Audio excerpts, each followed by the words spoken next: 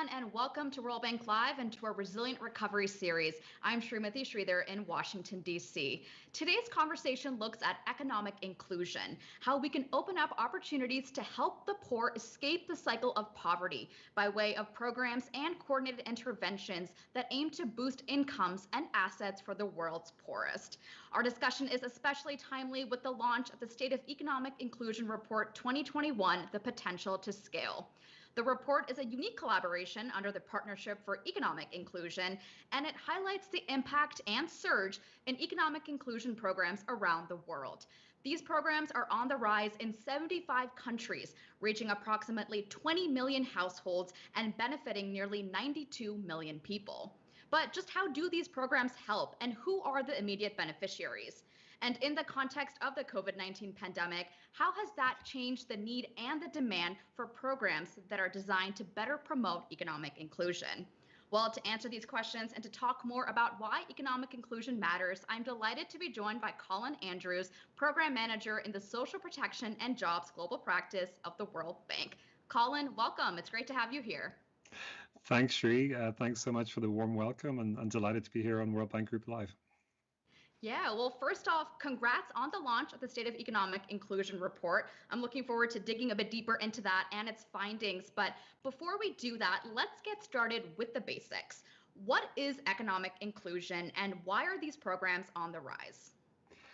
Thanks so much. Yes, we were delighted to finally launch this much anticipated report. You know, the big idea of this report is, what does it take to transform the economic lives of the poor?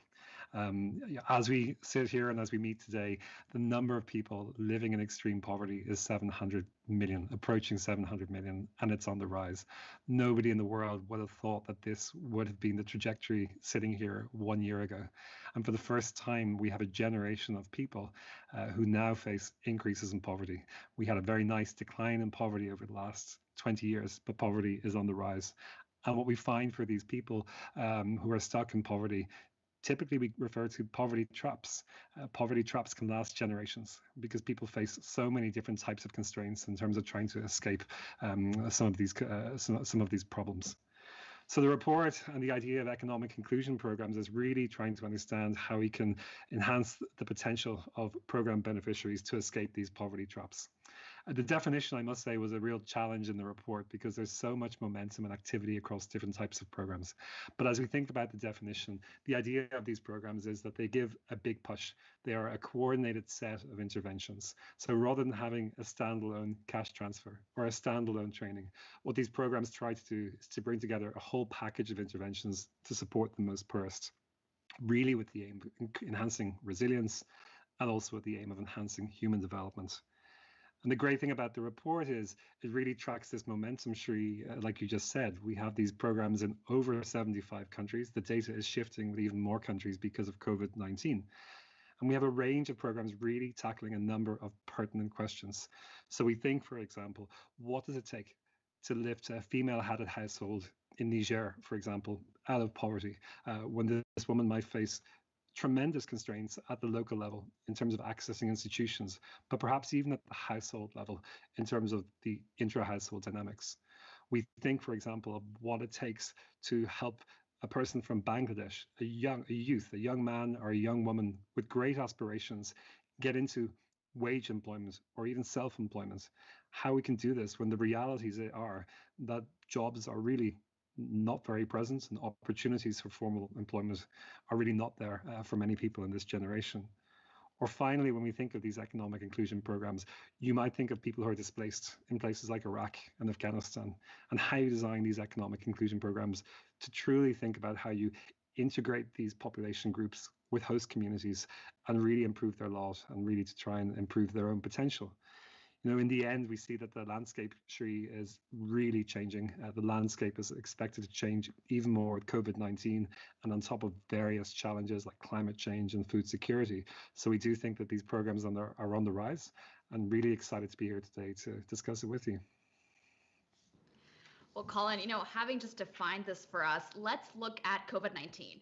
It's been called the inequality pandemic in the sense that existing gaps have been exacerbated by the crisis. So is this borne out by the evidence that you've seen? Yes, straight off the bat, I think when we started looking at these questions last March or April, it was very, very clear that COVID-19 was not a great equalizer. It really had the most disproportionate impacts on the poorest of population groups. But right off the bat, we also saw some degree of hope and expectations, particularly on the role of social safety net programs and social protection systems that were already in different countries, which provided a mechanism for real-time response and for immediate recovery.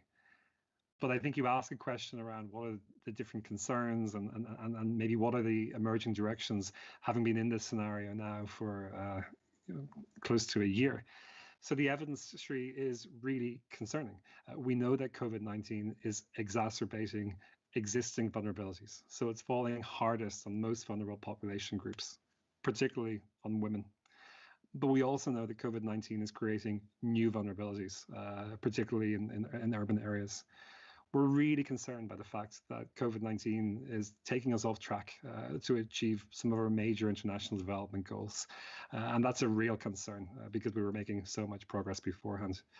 And there's a huge level of concern in what's happening in informal jobs and informal markets because livelihoods are being cut off, jobs are being cut off. So the COVID pandemic, we don't even talk about adjusting to COVID. It's a question of COVID coexistence and what this means for economic inclusion programs. And at the household, you see all of these global trends and national trends translate into real challenges. Not enough money to cope for health shocks, a loss of income, various pressures and challenges facing different population groups. Let me conclude then by saying where we see some of the emerging directions and where we're a little bit hopeful that economic inclusion can play a response. And it's very important to say that in the report, when we look at these programs, we don't consider them as cathedrals in a desert. These programs really need to be part of an integrated response because governments across the world are really facing a whole load of trade-offs in terms of how they respond to the COVID pandemic. But in terms of where economic inclusion programs fit, we see strong potential, particularly in rural areas. Already, the vast majority of economic inclusion programs are focused on the rural side, and we see very strong connections between the agricultural side and between social protection and various different interventions.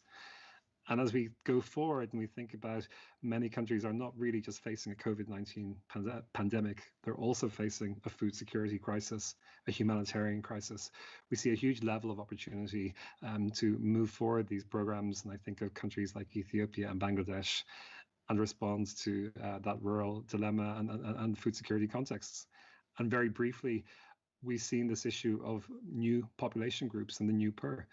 And there's been a surge of interest now in looking at urban economic inclusion programs. And this is a whole new challenge. It's not just about transferring a rural program into an urban area.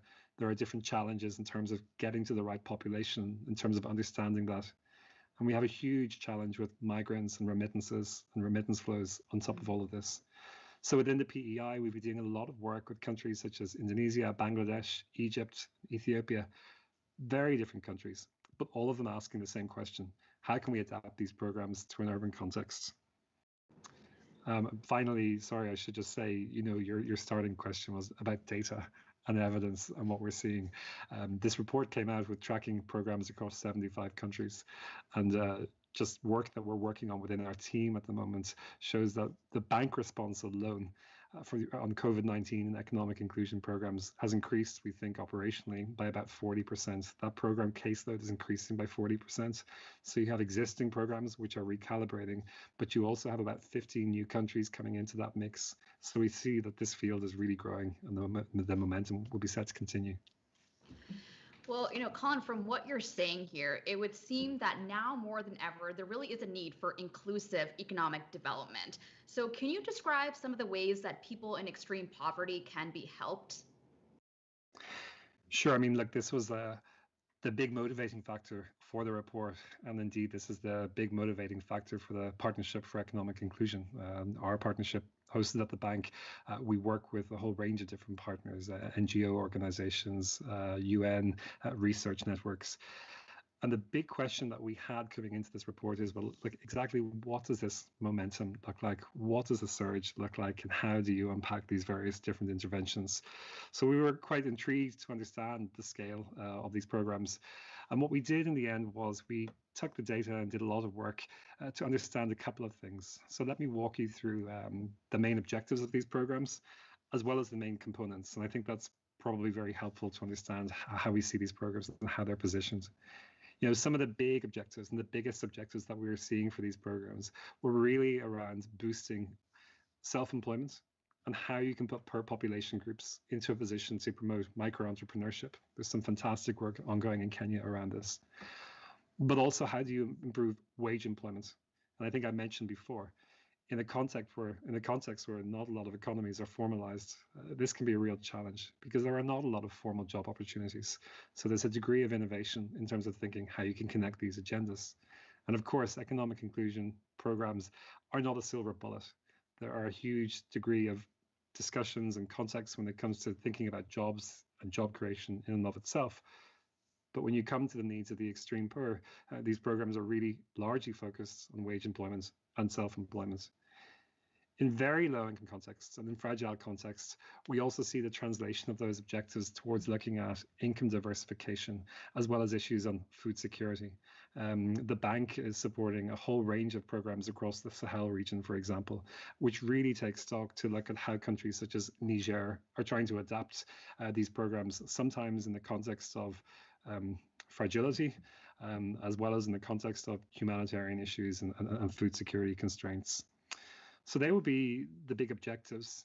And then I think at the top of the interview, we said, well, look, what are these programs all about? What are the different types of components? We were really intrigued in the report to understand what these components would look like, both from a government side of government implementation as well as NGO programs. And on average, what we saw was that these programs typically had around 5 different components of interventions, which is a real complex agenda to think about in terms of implementation. So these programs were bringing together cash transfers, in-kind transfers, but also on top of that, on top of those really big investments, lower cost investments, training and coaching, as well as skills in terms of linking to financial services and market access, which really has the potential to change the life of a program beneficiary. Often you find that people who are in extreme poverty are excluded. They do have these constraints. They don't have access to financial services. They may not understand the technicalities involved in business setup, of course. So these programs are really trying to give you this idea of a big push.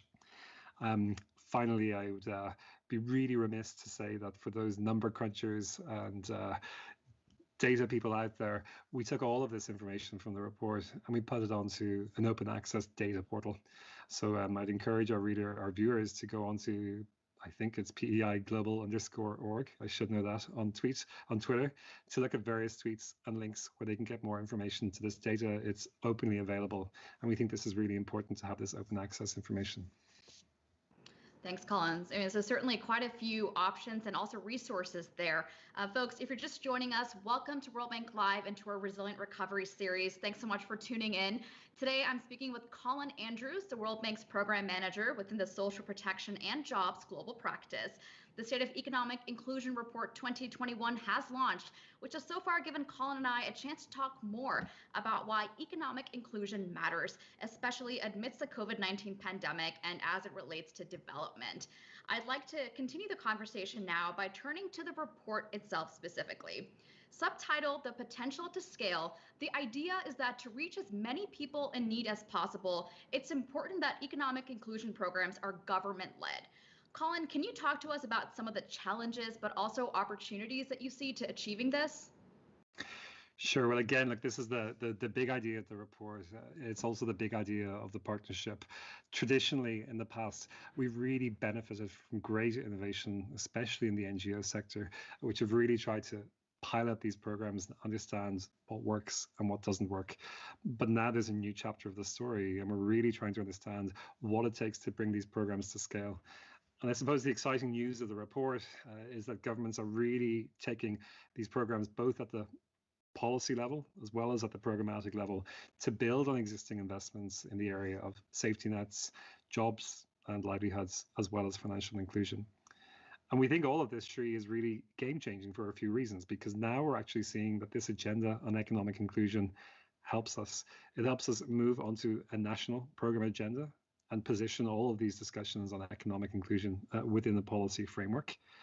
We think it's important and it's game changing because countries and governments are really building on evidence. So this isn't just somebody's great idea, but we have a really solid evidence base to show that these programs are working in practice. And of course, as I just mentioned, we're really looking at this idea of governments adopting and governments taking the lead.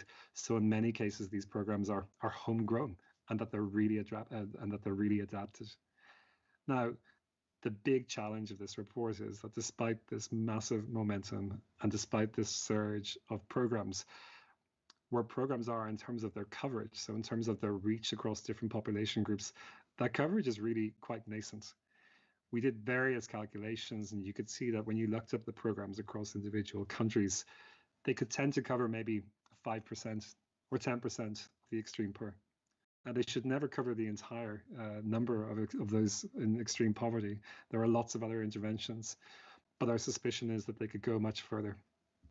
So the report goes into a lot of detail by bringing together a number of case studies. So we've got great examples from the Sahel region, from India, looking at the Jivika program in Bihar, as well as from Peru, looking at the Haku Wanai program, as well as from programs implemented by our partners, such as BRAC, one of the largest NGO implementers in the Global South. And despite the diversity of these programs, we see just three challenges that governments are focusing: cost, complexity, and coordination. These programs take a lot of effort to coordinate. This is a massive challenge in terms of bringing sometimes different parts of government together, but also in terms of taking different partners together, whether that's local community groups or whether it's NGO organizations. These programs are complex as well. Sometimes doing one program, doing a cash transfer rollout can be complicated enough without putting additional layers and mechanisms on top. And finally, I think one of the big questions of the report was on costs. We always get the question, what are the impacts? What are the costs? Is all of this effort sustainable? And I think with the report and the contribution of the report, we're actually showing that we have a better handle now on approaching the issues of costing and how governments in particular can move these programs to scale, but also reduce costs at the same time. I think at the end of the day, my final comment on this is the report is a real call to action. It's a real call to action for government scale up. And despite a huge amount of progress, there's a lot of work done, but there's a lot more work to do in terms of working with governments and really pushing this agenda forward at this tipping point in time.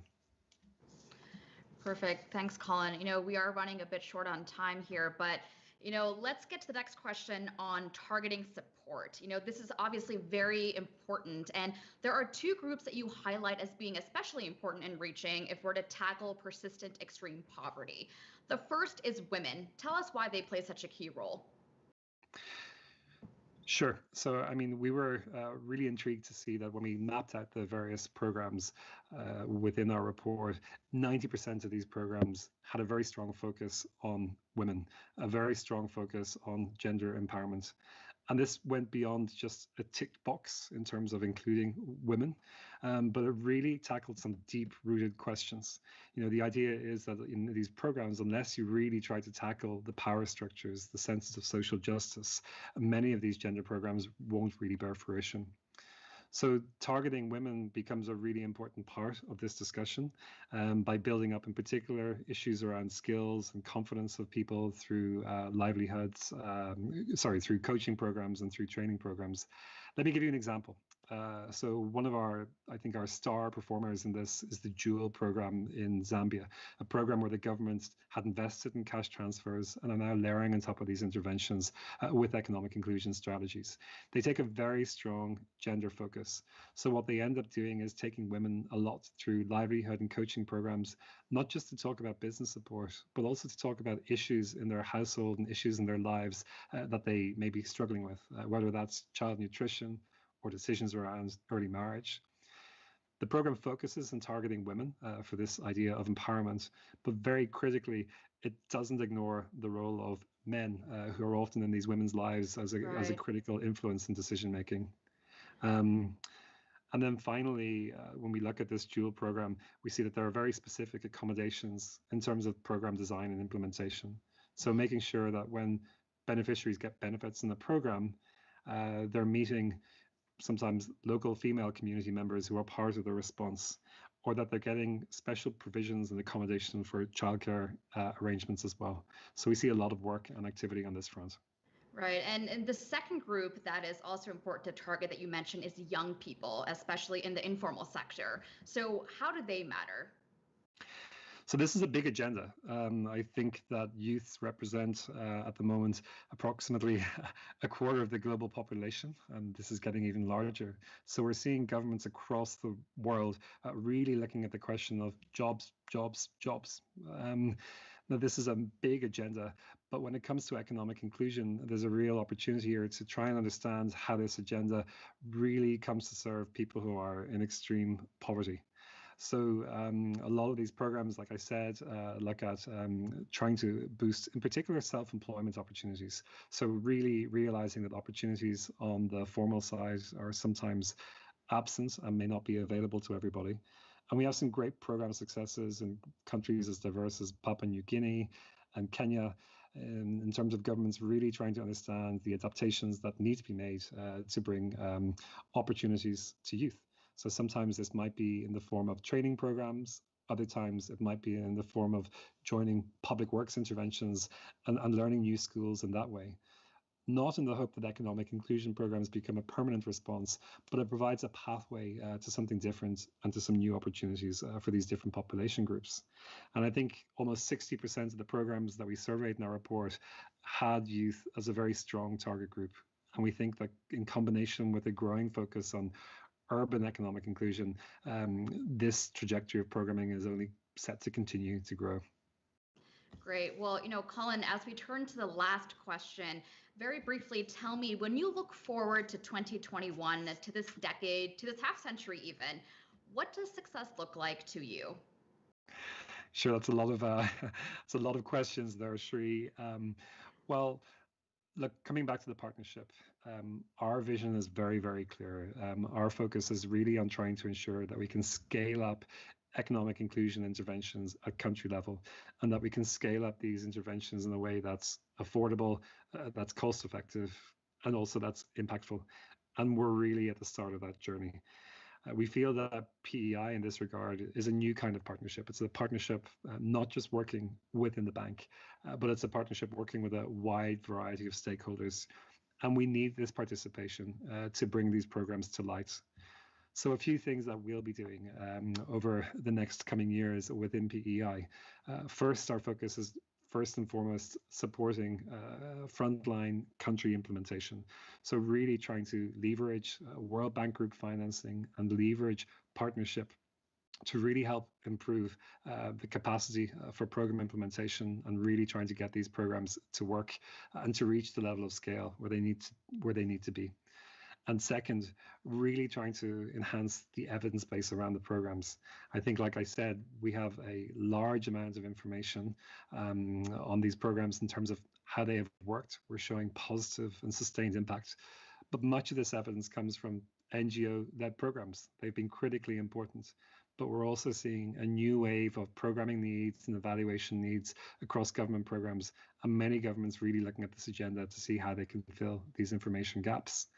Lastly, just before closing, I think you said what this agenda looks like, in the next 10 years and in the next 30 years. But for our audience today, in terms of thinking of this agenda today, I'd encourage you, please check out our Twitter account, PEI Global_org. Take a look at all of the materials that we have in this report. It's a large report, but we've chunked it down into various animations, into various chapters, case studies, and data portals. So you can really get on here, engage, and join this journey with us. Thank you very much. That's great. I think certainly much to look forward to. So Colin, on that note, thank you so much for joining me here today on World Bank Live. It's really been a pleasure speaking with you and learning more about why economic inclusion matters as we look ahead. Thank you so much for having us. Well, folks, that was Colin Andrews, the program manager in the Social Protection and Jobs Global Practice of the World Bank. The State of Economic Inclusion report is now available on our website, so do check it out in full. And the conversation doesn't stop here. If you want to learn more about how the World Bank Group is responding to the COVID-19 pandemic, be sure to check out our website at worldbank.org/coronavirus. And as always, you can tune in to more of our programs or catch up on past discussions, including today's chat, by heading on over to World Bank Live. That's live.worldbank.org. I'm Srimati Sridhar. Thank you again so much for joining us today. We'll see you back here again soon. Take care and goodbye.